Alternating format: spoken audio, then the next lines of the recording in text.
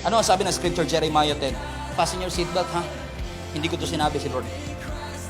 I know, Lord, that our lives are not our own. We are not able to plan our own course. Is that clear enough? Okay. Mas kikilabutan kayo sa context. And I challenge you after the service, read Jeremiah 10, the whole chapter. When you read the whole context of Jeremiah chapter 10, again, wala akong ina-attacking kahit sino, ha? Babasahin ko lang yung sinabi ng Bible. Okay pa? Okay. Sabi mo sa katabi, wala naman tayong magagawa. Dito na tayo. Kunwari pa si pastor. Actually, ang context ng Jeremiah 10 ganito. Ang sabi ng Lord sa mga nation of Israel, alam nyo, ito, dinagdagan ko na ng konting personality ko, pero yun yung sinasabi ng Jeremiah 10, ha? Alam nyo yung mga practices nyong mga tao, napaka-worthless. Biruin nyo.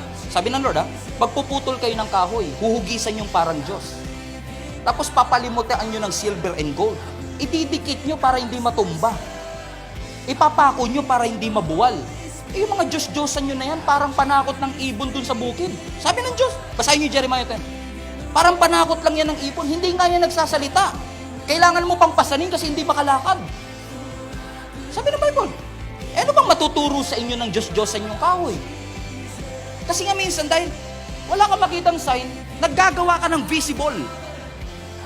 Kasi gusto mo ng visible sign eh.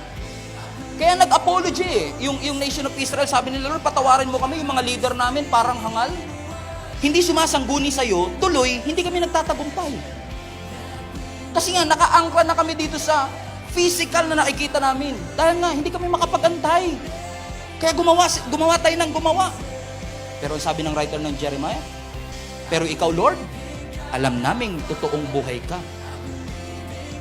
Kaya ang sabi ng verse 23, balik mo anak, kaya alam ko, Lord, yung buhay namin, hindi amin yan. Because we are not able to plan our own course.